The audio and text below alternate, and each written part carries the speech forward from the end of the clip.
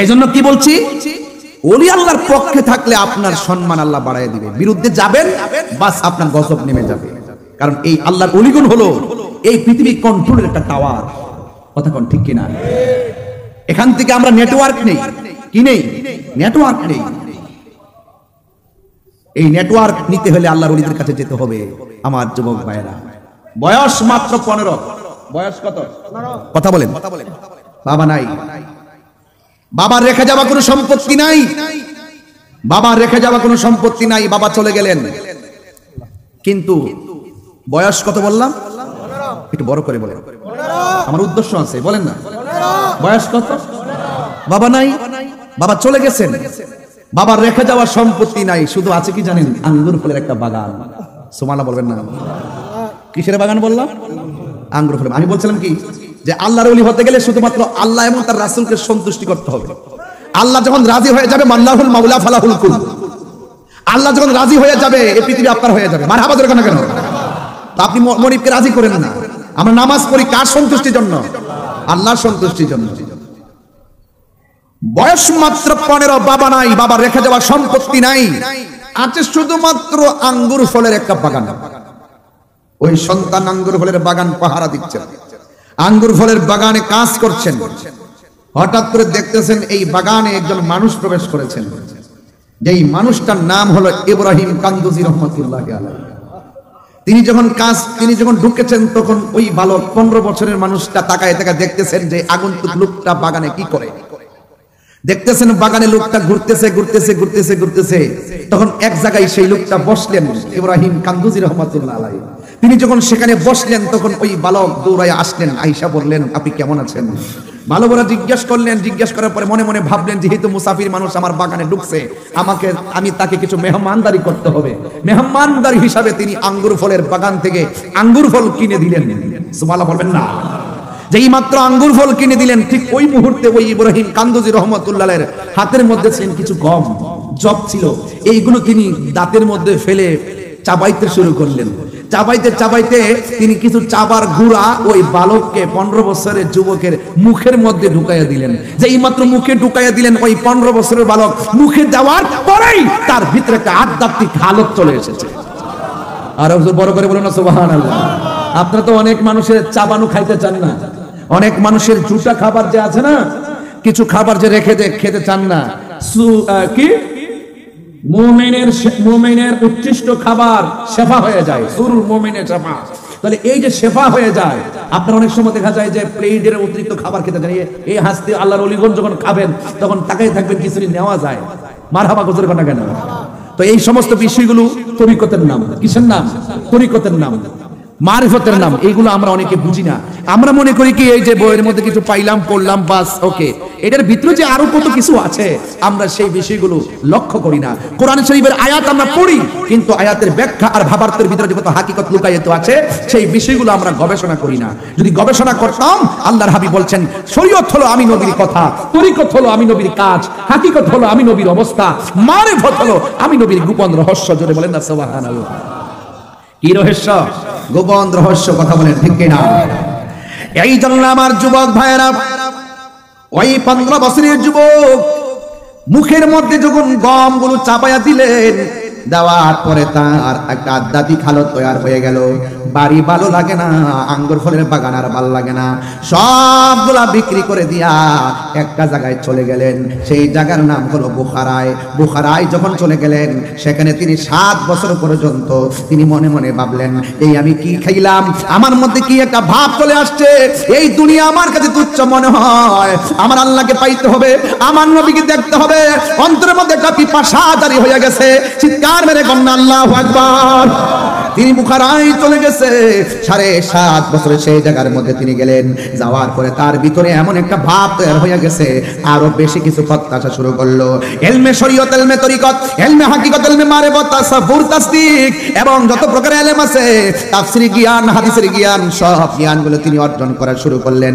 শুরু করতে যাইয়া তিনি যখন তার আত্মাকে শুদ্ধ করার জন্য মনের ভিতরে একটা চিন্তা ঢুকে গেল, আমার কি খাওয়াইলো, আমার অন্তরে একটা পিপাসা তৈরি হয়ে গেল, এই জ্বালা পানি পান করলে মিটে না, যার জ্বালা সে জানে। এই জন্য তার অন্তরের ভিতরে একটা পিপাসা তৈরি হয়ে গেল। ওই বুখারা যাওয়ার পরে এমন একজন লোকের কাছে তিনি তরিকতের সবক গ্রহণ করলেন, যার নাম হলো হযরতে উসমান হারুনি। আর যেই যুবক মুখের মধ্যে গমের পিষানো খাইলেন, উচ্ছিষ্ট খাইলেন, ওনার নাম হলো খাজা আজমিরি সঞ্জরি, খাজা মুঈনুদ্দিন চিশতি রাহমাতুল্লাহি আলাইহি। চিৎকার মেরে কি আল্লাহু আকবার বলা যাবে না? আল্লাহু আকবার। এই দেশের মধ্যে ইসলাম আনছেন আল্লাহর ওলিগণ। তিনি একদিন নয়, দুই দিন নয়, তিনি যখন বুখারায় চলে গেল, আঙ্গুর ফলের বাগান টাগান যাই সম্পদ ছিল সব বিক্রি করে ফেলাইয়া তিনি সেখানে গিয়ে তিনি লেখাপড়া করলেন। তিনি সব পাণ্ডিত্য অর্জন করতে যাইয়া মসজিদের হাত ধরলেন। একদিন নয়, দুই দিন নয়, 21 বছর পর্যন্ত মসজিদের খেদমত করেছেন। খাজা গরিবে নওয়াজের জীবনী তালাশ করে দেখলাম তিনি খাজা হয়ে গেছে তিনটা মাত্র কারণ। এক নম্বর হলো তিনি আল্লাহকে রাজি করেছেন, দুই নম্বর আমার নবীকে রাজি করেছেন, আর তিন নম্বর হলো তিনি মুর্শিদের চরণে নিজেকে বিক্রি করে দিয়ে মুর্শিদের প্রেমে সাধন করে তিনি আল্লাহর মাহবুব বান্দা হয়ে গেছি। যুবক ভাইয়ের আমার, একদিন হযরত উসমান হারুনি রাহমাতুল্লাহ আলাইহি ডাক দিয়া বলে, মুঈনুদ্দিন চলো মদিনায় যাব, তোমাকে নিয়ে আমার রাসূলের পাকের রওজা মুবারকে জিয়ারত করতে যাব। আমরা সবাই আজকে হাজারের মানুষ, আমরা সবাই মদিনা যাইতে চাই কি চাই না? মদিনায় গেলে শান্তি লাগে কি লাগে না? ওই মদিনার সবুজ গম্বুজ দেখলে বড় ভালো লাগে। গত রাত্রে 4:30টার সময় আমার দুইটা মুরিদান ওই মদিনা শরীফ গম্বুজের সামনে যাইয়া ভিডিও কল দিছে, নবীর সবুজ গম্বুজটা দেখলাম, মনটা যেন পাগলের মতো হয়ে গেছে।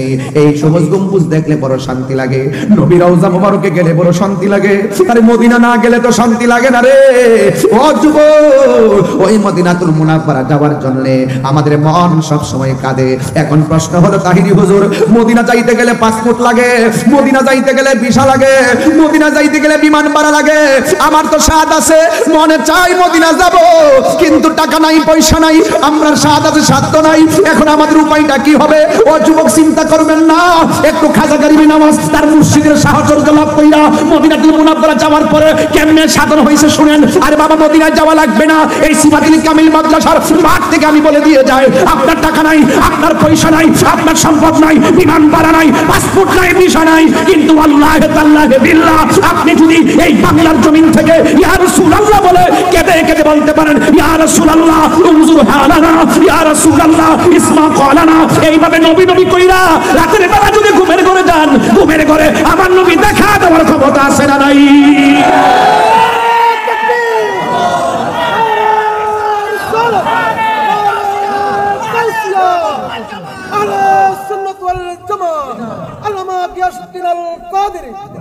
সকলে বলে আল্লাহু আকবার, আর যারা আল্লাহু আকবার। ওই মদিনা যাইতে চান কি চান না? আপনারা কি মনে করেন যারা সিফাতুলির মানুষের চোখের দৃষ্টিতে মদিনা শরীফ অনেক দূরে, কিন্তু মদিনাওয়ালার জন্য সিফাতুলি দূরে নয়? কথা বলেন ঠিক না বেঠে? এই আকীদাটা কার কার আছে? হাত তুলে দেখাবেন সুবহানাল্লাহ ইনশাআল্লাহ। নারায়ে তাকবীর, নারায়ে রিসালাত। নবী দেখার ক্ষমতা আছে না নাই? আর যারা আছে না নাই? আল্লাহ আমাদের সকলকে নবী পাকের দিদার নসিব করে। আর যারা বলেন আমিন। এই জন্য আমার যুবক ভাইয়েরা, অনেকে মনে করেন আমার নবীজি আসার ক্ষমতা নাই, দেখার ক্ষমতা নাই। রওজা মুবারকে আমার নবী মাটির সঙ্গে মিশে গেছে, নাউজুবিল্লাহ কোন। আজ থেকে প্রায় 15 বছর আগে আমাদের সঙ্গে, এখন এর নাম দিছে আরেকটা, আগে নাম ছিল খারিজি মাদ্রাসা। এদের সঙ্গে আমাদের অনেক তর্ক হইতো। ওরা বলতো নবী মরে পচে গলে মাটির সঙ্গে মিশে গেছে, জোরে কোন নাউজুবিল্লাহ। ইদানিং সুন্নি জামাতের দলিল পায়া আস্তে আস্তে মানতেছে, মানা শুরু করেছে। এখন কয়েক বছর হয়েছে মাত্র হায়াতুন নবী কয়। সারা জীবনে আমরা আহলুস সুন্নাত ওয়াল জামাত লেখলে ওরা বিরোধিতা করছে, সুন্নি কইলে বিরোধিতা করছে। এখন তারা এই 3-4 বছর ধরে তারা নিজেরাও লেখে আহলুস সুন্নাত ওয়াল জামাত। এত বড় বাটপার নাম্বার 3, বাটপার নাম্বার 3। ওরা দেখবেন যে এই যে আগে কিন্তু আল্লাহর ওলি মাজারে যাওয়াই পছন্দ করছেন, এখন ইদানিং আবার পছন্দ করে। ওলি আল্লাহর মাজারে যাওয়া যাবে জিয়ারতের জন্য, তা আমরা কি অন্য কিছুর জন্য যাই নাকি? আমরা তো জিয়ারত করতেই যাই, কথা কথা ঠিক না? এই জন্য যুবক ভাইয়ের আমার, এদের কথা কান দিবেন না। এই হাস্তি উলামায়ে কেরামগণ এখনো জিন্দা আছেন। যে কোনো বিষয়ে যদি কোনো প্রবলেম হয়, দয়া কইরা মোবাইল একটু ফোন দিয়ে ফতোয়াটা যাইন না, এরপরে ওই মৌলবীদের কথায় কান দিয়েন। এই জন্য যুবক আমি বলতে চেয়েছি, আমার নবী সিফাতুল আশিকের খবর জানার ক্ষমতা আছে না নাই? আমার নবীকে ক্ষমতা দিয়েছেন কে? আর জবান খুলে কোন কে দিয়েছেন? ও বন্ধু, উসমান হারুনি রহমাতুল্লাহ আলাইহি তিনি তার শিষ্য মুরিদান হযরত খাজা গরিবে নওয়াজ মুঈনুদ্দিন চিশতি রহমাতুল্লাহ আলাইহিকে নিয়ে আমার নবী রওজা মুবারকের মধ্যে নিয়ে গেলেন। ওই মুর্শিদ মুরিদানকে এমন ভাবে নবীর সামনে উপস্থাপন করলেন, ইয়া রাসূলুল্লাহ, নবী গো, আপনার সামনে মুঈনুদ্দিনকে উপস্থাপন করলাম, মেহেরবানি করে আপনি কবুল করে নেন। এই কথাটা বলে তিনি সেখানে ঘুম গেলেন। ও বন্ধু, তখন তিনি শুনতেছেন আমার নবী রওজা মুবারক থেকে ডাক দিয়া কর, আমি আমার মুঈনুদ্দিনকে আমি কবুল করে নিলাম। আর বড় করে কোন আল্লাহু আকবার।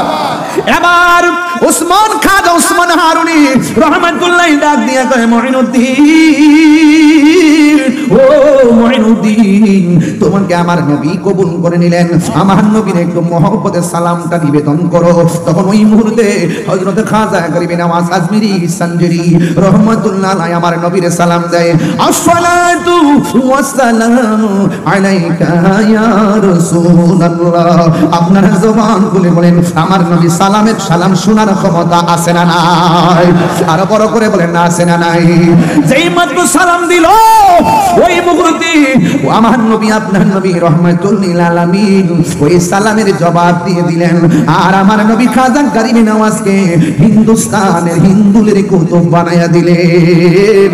যেই মাত্র হিন্দুস্তানের কুতুব বানায়া দিলেন, হ্যাঁ যুবকের দল, সেখান থেকে আমার খাজা গরিবে নওয়াজের একটা উপাধি হলো আতায়ে রাসূল। এই যা কিছু দান করেছেন সব আমার মুস্তাফা দান করেছেন, আমার নবীজি দান করেছেন। জুরে জুরে কি আল্লাহু আকবার বলা যাবে না?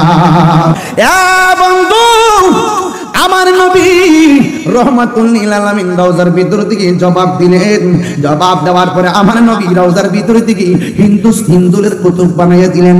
ও মুঈনুদ্দিন, এমন একটা জায়গায় যাও যেই জায়গার মধ্যে আমি নবীর নাম নেওয়ার কেউ নাই, সেই জায়গায় গিয়ে তুমি কালিমার দাওয়াত প্রচার করো।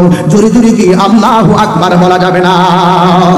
ওই আতায়ে রাসূল বান্দা নওয়াজ খাজা গরিবে নওয়াজ তিনি চলে যাবেন, ওই হিন্দুস্তানে চলে যাবেন। অনেক ঘটনা সেখানে বলবো না, রুট ম্যাপটাও কিন্তু আমার নবী বাতায়া দিছে কেমনে কেমনে যাওয়া লাগবো। তিনি চলে গেলেন বাগদাদ শরীফে। ও বন্ধুরি, সাথে ছিল 40 জন। হযরত আব্দুল কাদের জিলানী আল হাসানী ওয়াল হুসাইনী রাদিয়াল্লাহু তাআলা আনহুমের সঙ্গে রূহানি জিয়ারতের মাধ্যমে তিনি চলে যাবেন ভারতবর্ষে। এই জায়গার মধ্যে আল্লাহর নাম নেওয়ার কেউ নাই, সেই জায়গার মধ্যে নবীর নাম নেওয়ার কেউ নাই, শুধুমাত্র মূর্তির পূজা পৌত্তলিকতাই ভরপুর। ওই জায়গার মধ্যে খেদমতের নাম, খেদমত করা সাধারণ জিনিস না, এটার নাম হলো তাবলীগ। ওই বিধর্মীর কাছে দিনের দাওয়াত দেওয়ার নাম হলো তাবলীগ। এই তাবলীগ বড় কঠিন শব্দ, তাবলীগ সাধারণ জিনিস না। আজকে আমাদের বাংলাদেশে তাবলীগের নাম দিয়া মসজিদে মসজিদে তারা দাওয়াত দেয়, এটার নাম তাবলীগ না, এটার নাম হলো তালিম। তাবলীগ হলো বিধর্মীর কাছে দিনের দাওয়াত দেওয়া। যিনি যাওয়ার সময় দেখলেন একজন মুসলমানও নাই, কিন্তু উনি এমন খেদমত করেছেন তার জানাজার মধ্যে কোটি লোক জানাজায় শরীক হয়েছে। এটার নাম হলো তাবলীগ। ও যুবকের দল, কি দিয়ে আওয়াজ বুঝাবো? আমার নবী আপনার নবীর কাছ থেকে বিদায় নিয়ে খাজা হযরতে গৌসুল আজম আব্দুল কাদের জিলানী রহমাতুল্লাহ আলাইহি রূহানি জিয়ারতের মাধ্যমে তিনি চলে যাবেন ভারতের দিকে। হুজুর গৌসুল আজম কি জিনিস জানেননি? আরে ওলি আল্লাহর সাধারণ জিনিস না, একটা হলো রিয়াজতের ওলি আর একটা হলো মাদ্রাসাত ওলি। হুজুর গৌসুল আজম ছিল মাদ্রাসাত ওলি, যার দরবারে তিনি হাজিরা দিয়া চলে যাচ্ছেন সেই ভারতবর্ষে। ও বন্ধু, পৃথিবীর মধ্যে দুইটা সন্তান মার পেটে তাইকা মার সঙ্গে কথা কয়। একজন হলো হযরত ঈসা রুহুল্লাহ, মা মরিয়ম। সন্তান জিগায় মা কেমন আছেন? মা বলে বাবা ভালো আছি। পেটের ভিতর দিকে মার সঙ্গে কথা কয়। আর একটা সন্তান হলো বেলায়েতের সন্তান। ওই সন্তানটা মার পেটের মধ্যে যখন ছিল, ওই সন্তানের নাম হলো হুজুর গৌসুল আজম আব্দুল কাদের জিলানী। তিনি যখন তার মার পেটের মধ্যে ছিল, মা যখন হাসি দিতেন, সন্তান মায়ের পেট থেকে হাসির জবাব দিয়ে দিতেন। আর জোরে কোন আল্লাহু আকবার।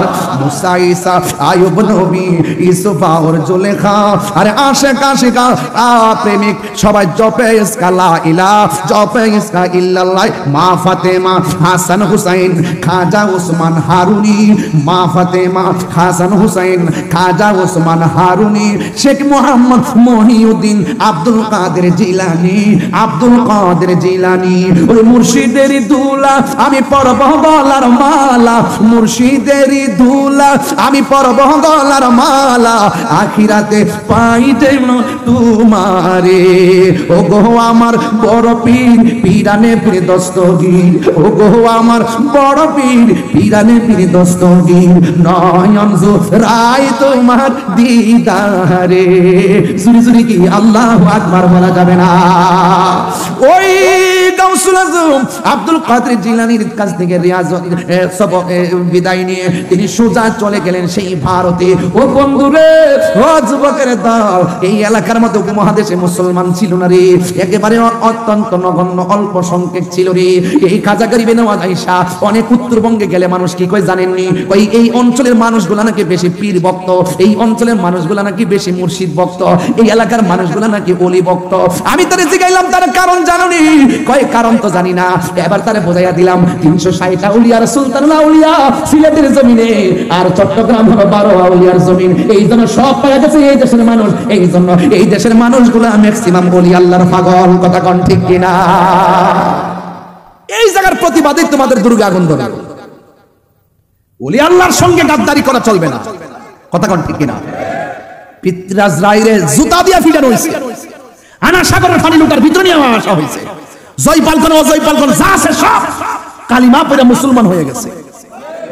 একটা মুসলমান ছিল না। এই একদম অল্প খাজা গরিবে নওয়াজ এই দেশে এসে ইসলাম প্রচার করেছেন। আজকে খাজা গরিবে নওয়াজের ব্যাপারে অনেক মানুষ আছেন বিভিন্ন ধরনের ভাষা ব্যবহার করে। ওরা কি কয় জানেন? ওয়াজিবটা কয় খাজা বাবার নাম কি কোরআনে আছে? সাথে কথা ফাগল আছে কো নাই, কো সিয়াসিতা আছে কো নাই। দেখছেন আলামতরা কি পাবলিকের বোঝায়? কয় খাজা বাবারে অনেক সময় তারা বিভিন্ন ধরনের কটূক্তি করে কথা বলে। খবরদার, যদি আপনার অন্তরে যদি যাররা পরিমাণ ওলি আল্লাহর বিদ্বেষ থাকে, আপনার নামাজ রোজা কোনো কিছু কাজে আসবে না। কথা বলেন ঠিক কিনা? এদের সাথে আমাদের কোনো সম্পর্ক, এদের সাথে আমাদের কোনো সম্পর্ক নাই। কারণ ওলি আল্লাহর হলো টাওয়ার। এদের কাছ থেকে যত কাছে যাবেন সোহবতে আল্লাহ মিলে, সোহবতে যাবেন। এক দাস্তানের আগারে বসিয়া হেরেনো মাটির ঢেলা, হাতে নিয়ে শুকিয়ে দেখানো রয়েছে কস্তুরি মেলা। কহিল কস্তুরি তুমি কি আতর দান, তোমার গায়েতে সুবাসে ভরা, তুমি কি গুলিস্তান। কহিল কস্তুরি অসৎ কিছু নহি আমি, আমি অতি নিচু মাটি, ফুলের সহিত থাকিয়া উহার সুবাসে হয়েছে খাঁটি। চিৎকার মেরে কোন সুবহানাল্লাহ। আল্লামা শেখ সাদী রহমাতুল্লাহ আলাইহি বলতেছেন, সৎসঙ্গে স্বর্গবাস, অসৎ সঙ্গে এক টুকরা লোহা যদি পানিতে ফেলে লোহাটা ডুবে যায়, বিশাল বড় লোহার জাহাজ পানিতে ভেসে থাকে কেন? কই সঙ্গী গুণে। এই জন্য বলে সঙ্গী গুণে লোহাও জলে ভাসে। আপনি একজন আল্লাহর ওলির কাছে যেতে পারেন, আল্লাহর ওলির কাছে যদি গিয়ে আপনি যদি নিজেকে সুপুর্দ করতে পারেন, ওই আল্লাহর ওলিদের সোহবতে থাকতে থাকতে আপনার নাম বান্দা থেকে আল্লাহর বন্ধুর খাতায় উঠে যেতে পারে। উঠে যেতে পারে কি পারে না বলেন?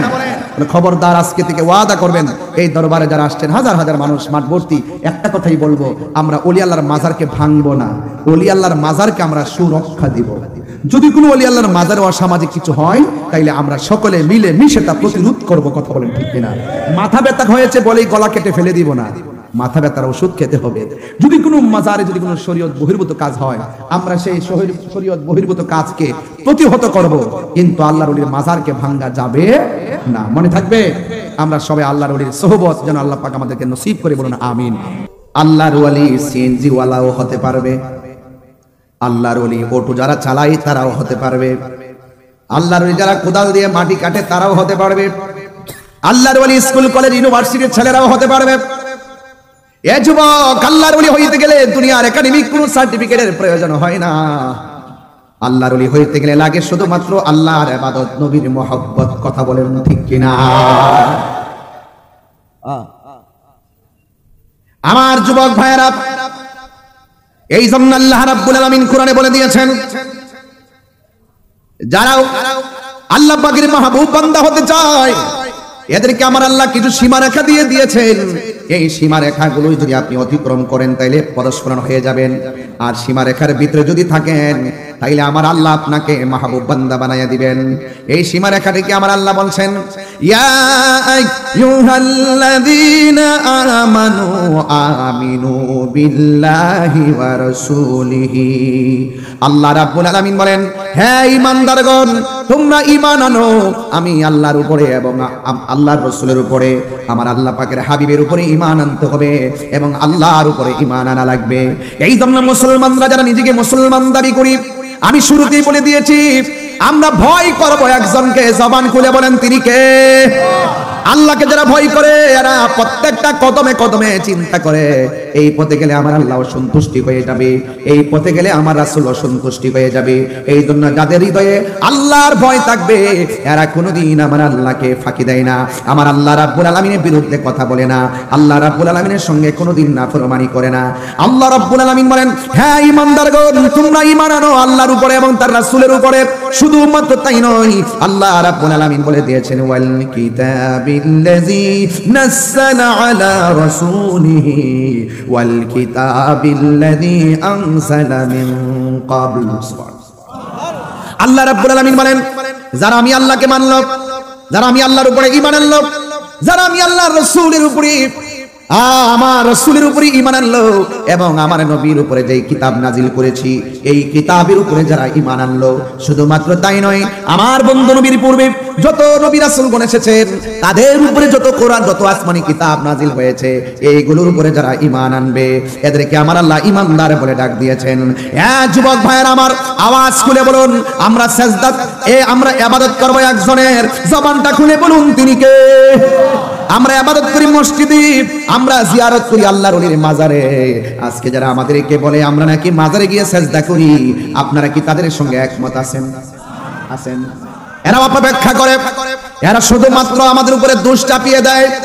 আমরা শুরুতেই বলেছি আহলে সুন্নাত ওয়াল জামাতের যে আকীদা রয়েছে, আমরা কোনো মাজারে গিয়ে সাজদা করি না, সাজদা পাওয়ার মালিক হলো একজন।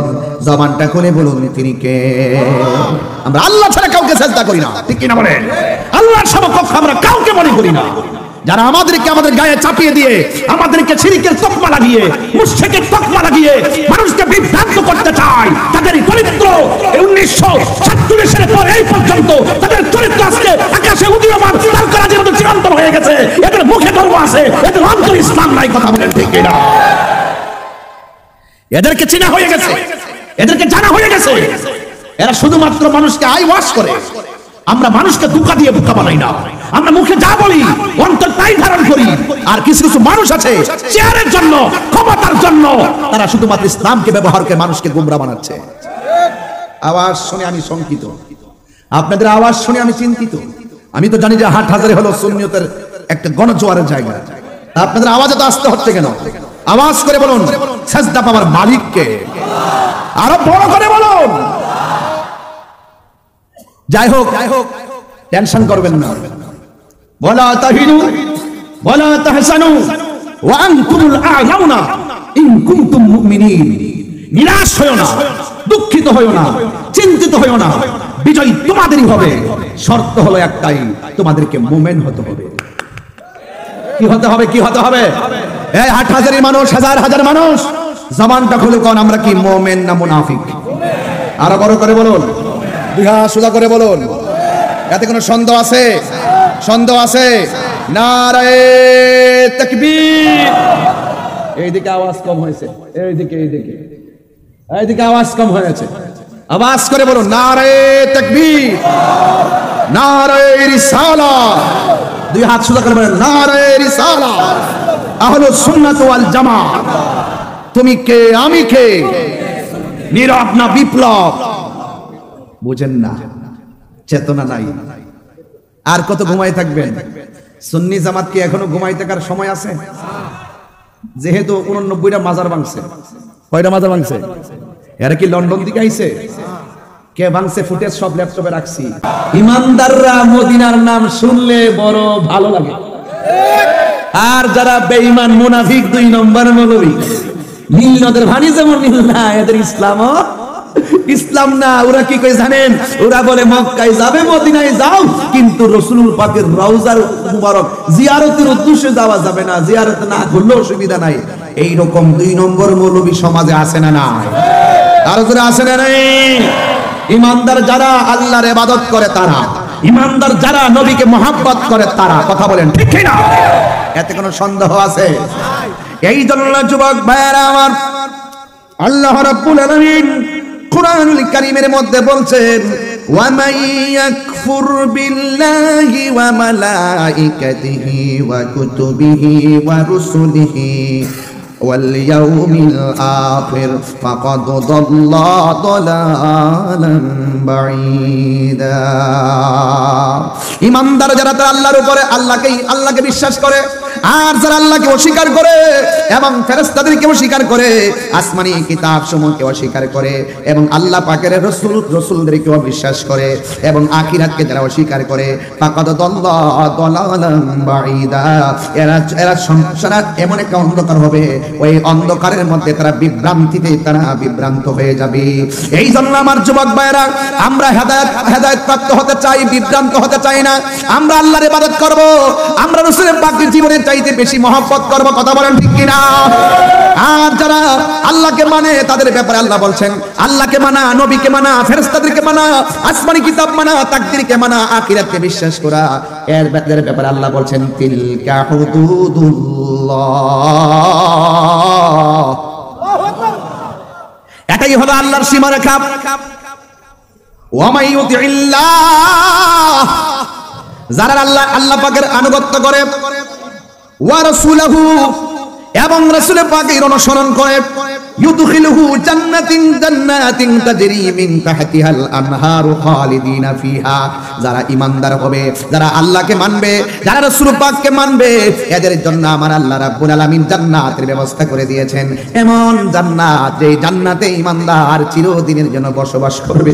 আমরা সবাই জান্নাতে যাইতে চাই কি চাই না? আর জবান খুলে কোন চাই কি চাই না? আর ওয়া মাইয়াসিল্লাহ, যারা আল্লাহর সঙ্গে নাফরমানি করবে, ওয়া রাসূলহু, এবং নবীর সঙ্গে নাফরমানি করবে, ওয়া তাআদ্দা হুদুদাহু ইউদখিলুহু নারান খালিদা ফিহা। আল্লাহু আকবার বলা কেন? যারা আল্লাহর সঙ্গে নাফরমানি করবে, যারা রাসূলের পাকের সঙ্গে নাফরমানি করবে, আর যারা সীমা লঙ্ঘন করবে, আল্লাহর সীমারেখা সীমা লঙ্ঘন করবে, আল্লাহ রাব্বুল আলামিন বলতেছেন, এদেরকে আমার আল্লাহ চিরদিনের জন্য জাহান্নামী করে দিবে। আর এমন জাহান্নাম, ওয়ালাহু আযাবুম মুহিন, ওই জাহান্নামের জায়গাটা হবে অত্যন্ত অপমানজনক জায়গা। এখন আপনারা জবান খুলে বলেন, আমরা কি জান্নাত চাই না জাহান্নাম চাই? জান্নাত যদি চান, আল্লাহকে মানার দরকার আছে না নাই? আল্লাহ রাব্বুল আলামিন আমাদেরকে টেন্ডারবাজি করার জন্য পাঠাই নাই, সন্ত্রাসীর জন্য পাঠাই নাই, উগ্রবাদিতা ছড়ার জন্য পাঠাই নাই, রাহাজানির জন্য পাঠাই নাই, সুদ খাবার জন্য পাঠাই নাই, ঘুষ খাবার জন্য পাঠাই নাই, মা বাবার বুকে লাথি মারার জন্য পাঠাই নাই, ওলি আল্লাহর বিরুদ্ধে কথা বলার জন্য পাঠাই নাই। এখন বলবেন, হুজুর আল্লাহ রাব্বুল আলামিন আমাদেরকে কিসের জন্য পাঠিয়েছেন? আল্লাহ রাব্বুল আলামিন এই যে এতক্ষণ বললাম, আল্লাহকে মানতে হবে, নবীকে মানতে হবে, আখিরাতকে মানতে হবে, আখিরাতকে মানতে হবে, তাকদীরকে মানতে হবে, এইগুলো হলো আমার আল্লাহ রাব্বুল আলামিনের সীমারেখা। তিলকা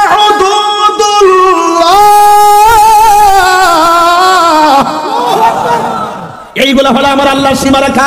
এই সীমারেখার ভিতরে যারা থাকবে, আল্লাহ রাব্বুল আলামিন বলে তাদের ব্যাপারে বলে দিয়েছেন, আমি আল্লাহ তাদেরকে এমন একটা জান্নাত দিব, যে এই জান্নাতের নিচ দিয়া প্রবাহমান হাওয়া বিরাজ করবে। এই জন্য যারা ওলি আল্লাহ হয়েছেন, এরা সব সময় আল্লাহ এবং রাসূল পাককে রাজি করেছেন। আল্লাহর সঙ্গে নাফরমানি করে নাই, নবীর সঙ্গে নাফরমানি করে নাই, আল্লাহকে মানছেন, নবীকে মেনেছেন। এই জন্য আমার হাটহাজারীর বাবারা, সিফাতুলির বন্ধুরা, চট্টগ্রামের বাবারা, জীবন দিব কিন্তু ঈমান দিব না। কথা বলেন ঠিক না বেঠিক? জীবন দিব কিন্তু ঈমান দিব। দেখছেন না, সুন্নিরা আগের চাইতে আরো বেশি গর্জে উঠছে। সুন্নিরা সারা জীবন হকের পথে লড়াই করেছে। কথা বলেন ঠিক কিনা? এখন আমরা সেই লড়াই চালিয়ে যেতে হবে। কথা বলেন ঠিক কিনা? কেউ আসবে, কেউ যাবে, যাকে যে আসে তাকে আল্লাহই পাঠায়, যে যায় তাকে আল্লাহই নেয়। কিন্তু আল্লাহর ওলিদের মাজার যখন আপনি ভাঙছেন 89টা, মনে করবেন যে আপনার উপরে গজব রেডি। এটা কি মোল্লার কথা না আল্লাহর কথা? মান আদালি ওলিয়ান ফাকাদ আযানতু বিল হারব। যারা ওলি আল্লাহর সঙ্গে গাদ্দারি করবে, ওলি আল্লাহর বিরুদ্ধে চলবে, তাদের জন্য আল্লাহর পক্ষ থেকে যুদ্ধের ঘোষণা করা হয়েছে। নিজের মাথায় নিজে কুড়াল মারছেন। যারা ভাঙছেন লিখে রাখেন কাগজে কলমে, খোদাই গজব রেডি। এখন বলবেন, হুজুর না, আমরা তো অনেক সুবিধাজনক অবস্থায় আছি, অফিস আদালত সব আমরা হয়ে গেছি, কি করবে এখন? ঠিক আছে, তাও ঠিক আছে, সবই ঠিক আছে। অফিস আদালত যা আছে সব আপনার। এই যে আমার গলা ওয়াজ করতেছি, যদি কই যে আরে আমার গলা আছে, আরে বাবা গলার মতন গলা কত শুনছি, শোনার পরে এখন হাজার চেষ্টা করো তারা সুর দিতে পারে না। লা তামশি ফিল আরদি মারাহা, জমিনে অহংকার করে চলো না। ইন্নাল্লাহা লা ইউহিব্বুল মুতাকাব্বিরিন, আল্লাহ অহংকারকারীকে পছন্দ করে না। কথা বলেন ঠিক কিনা? যত মাটির মতো হয়ে থাকবেন ততই দেখবেন কাজে লাগবে, আর অহংকার করবেন সব শেষ হয়ে যাবে। আপনি বলেন যে না আমরা তো অনেক সুবিধাজনক জায়গাতে আছি, না। এক মুরব্বীর বয়স হলো 90 বছর, জিজ্ঞেস করেছিলাম যে আপনার জীবনে আপনি করোনা দেখেছেন? আমি জীবনেও করোনার মতন এমন ভয়ঙ্কর রূপ দেখি নাই। 90 বছরও যে দেখে নাই সেও দেখছে এমন রূপ। কি বলছে? করোনা আসার পরে লকডাউন। কি বলছে?